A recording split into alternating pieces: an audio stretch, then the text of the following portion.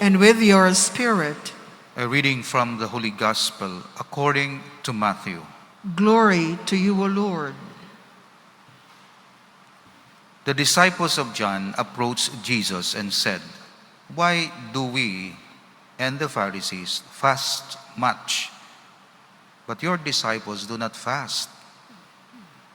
Jesus answered them, "Can the wedding guests mourn as long as the bridegroom is with them? The days will come when the bridegroom is taken away from them, and then they will fast." The Gospel of the Lord. Praise to you, Lord Jesus Christ.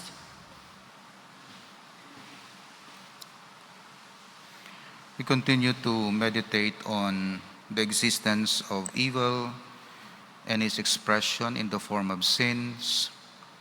And now we have reviewed, because we have already known this, the nature of mortal sin and venial sin.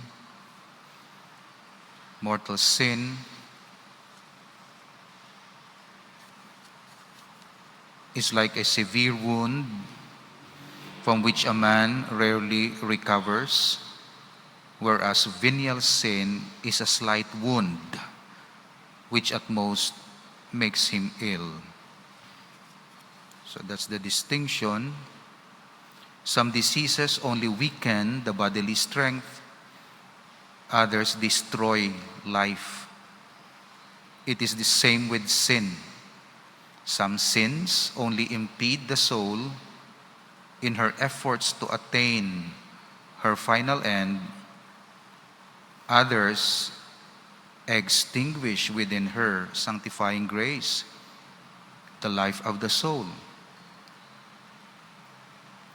So ang mortal sin nagapatay sang relasyon naton sa Dios. Kung ang kamatayon, physical, occurs when the soul separates from the body, spiritual death occurs when the Holy Spirit separates from the soul, or the soul separates from the Holy Spirit. So there are two kinds of death: physical death, which everybody will undergo, and spiritual death. Pray that you will not undergo spiritual death. That's the second death. So everybody will die physically, because sooner or later our soul will separate from our body. The body will be blessed, the soul will be purified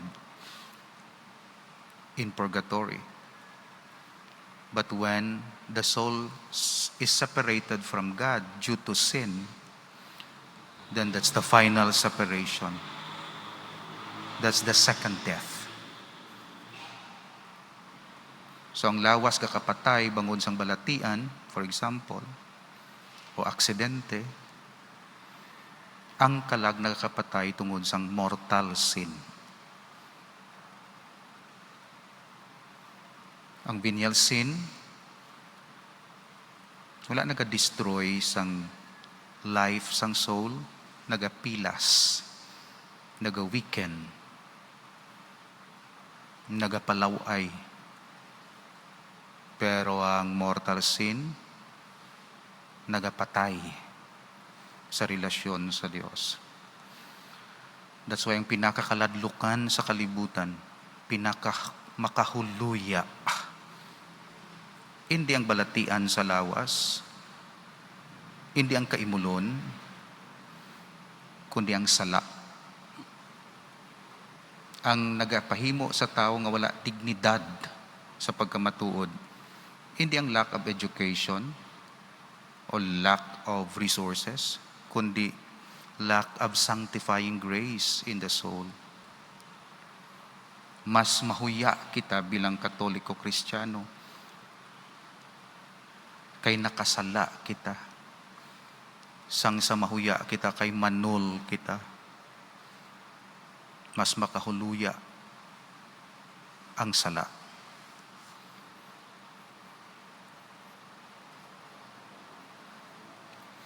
In our dealings with our friends, it often happens that some difference arises.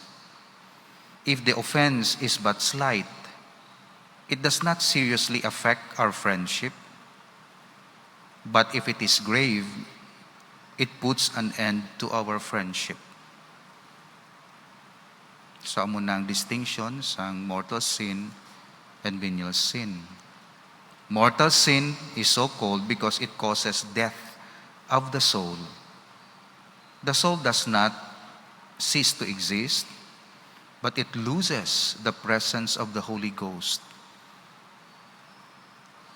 So gina-reject yang Holy Spirit, the Spirit of God, received during baptism, the divine filiation, the sonship, we call that filiation. Instead of becoming children of God, we become enemies of God.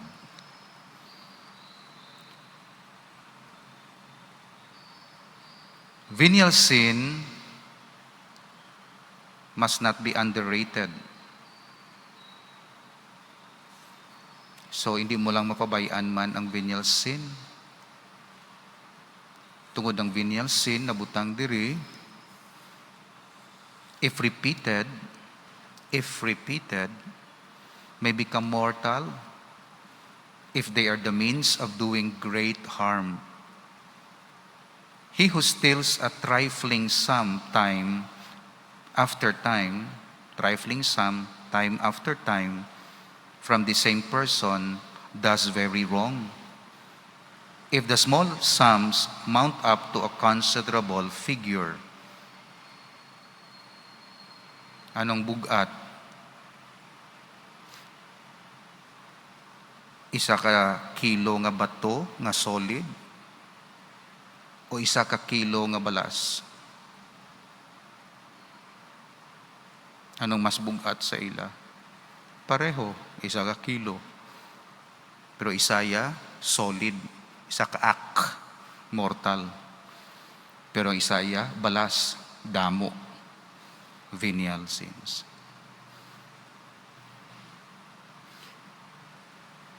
As water that gradually filters through a tiny leak in the vessel finally causes it to sink, so venial sins affect the destruction of the soul. Many fibers of hemp, lubid, twisted together, form a strong rope fit to hold back a mighty ship.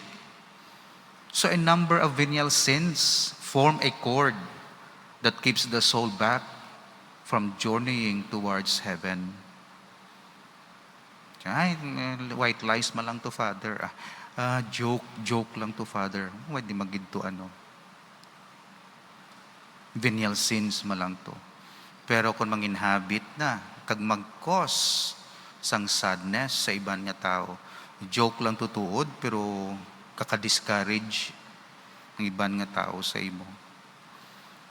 So para sa imo, venial, pero ang konsekwensya, mortal.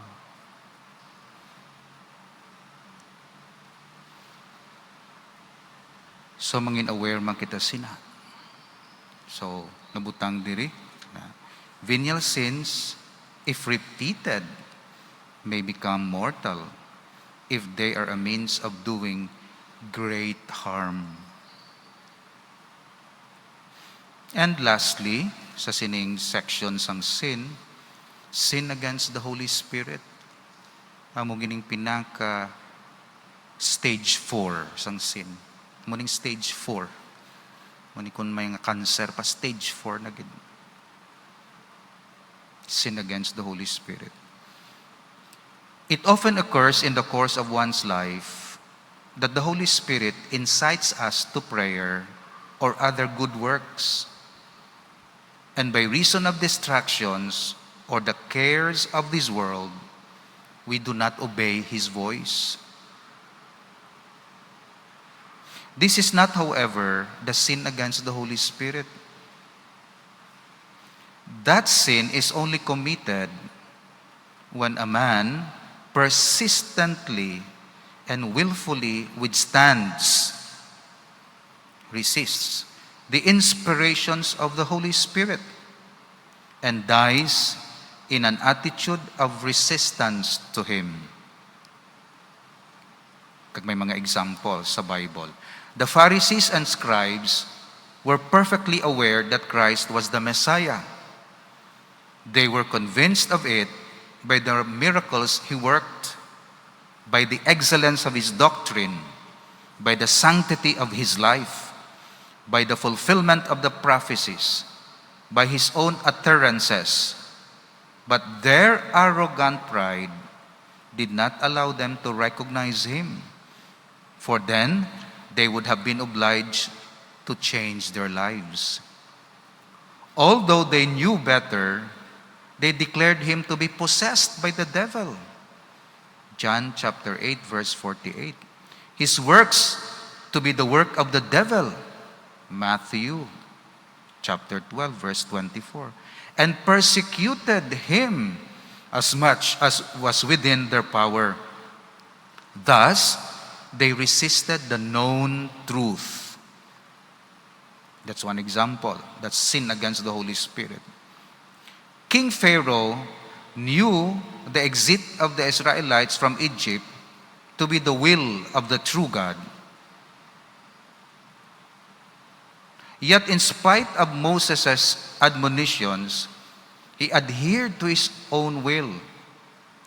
He hardened his heart against salutary exhortations. They stopped their ears, not to hit and make their heart as adamant zone. Zechariah. They persist of set purpose in impenitence. The Holy Ghost acts like a man who finds his enemy asleep in the snow. Wala kita di snow, kaya may snow sila sa kay Spirago ni Irish. But the sleeper, far from being grateful for this act of kindness, thrusts away his benefactor and settles himself again to sleep.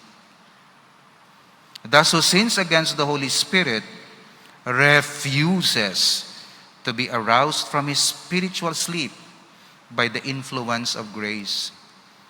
He may be likened to a sick man who not only will not have his wounds healed, but accelerates his own death. That's why sin against the Holy Spirit is not actually a specific act, but it's an attitude, which is the refusal to receive the offer of salvation by God. Amo nang sin against the Holy Spirit. In other words, it's lack of contrition, lack of cooperation with the grace of God. The sin against the Holy Spirit is the most part the result of the wicked course of life. So ang sin against the Holy Spirit kuno hindi lang na nga do gulpi lang nga pro sa aton sin nga mga weakness naton nga do gaabot lang siya.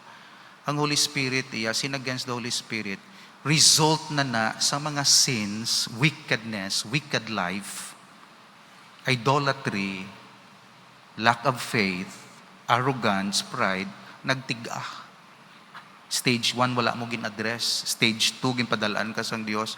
Wala mo gina stage 3 ginpadalaan ka sang doktor kag kun ano way di magihapon ba stage 4 ang balsang Dios ang imo pride mismo will be your punishment.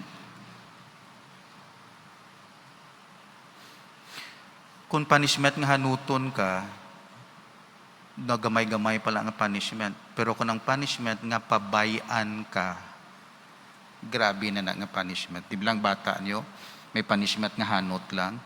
Kambyo, liwatana, hindi ka magano, hindi ka na batasan mo, liwatana, kambyo hina. Tapos maghambal na ang ginikanan. Wala na ko pag-asa, bala da siya. Ginaalaw sang Diyos magtig-a ng tagipusoon. Kaya ang pagpatig-a sang tagipusoon is penalty enough for your sins. kung ang Diyos maghambal na hopeless, wala na. Suffer.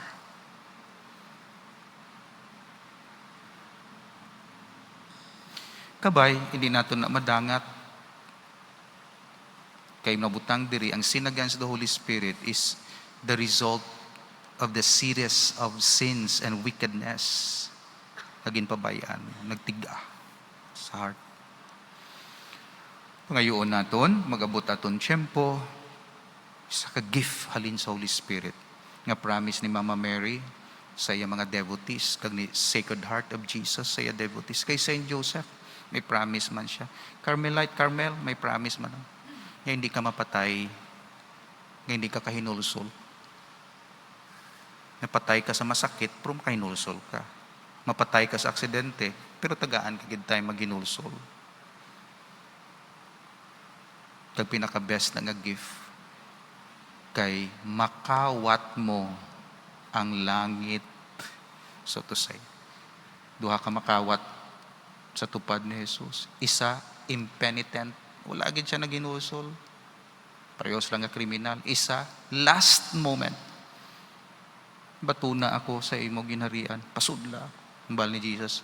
Subong gid nga adlaw, mapatay kita. Tatlo, subong adlaw. Ikaw dalon ko.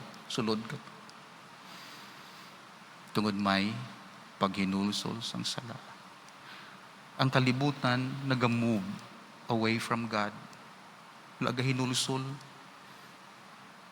May mga annual nga moment, may mga annual observances sa paghinulsol. Tamo tao baliwala. Iban guro nga tao, stage 4 na. Wala na. Nagapati sa Dios. Wala na. Forgiveness. Makaluluoy. Hambal ni Jesus. Makaluluoy ka mo. Kay nadangat na ninyo ang stage sang final separation from God. That's why kada tuig, ginatagaan kita sang time, even every day, pahumuko ng tagipusoon, pagi sa paghinulsol, examination of conscience, maghinulsol sang sala. Amen. Tindog.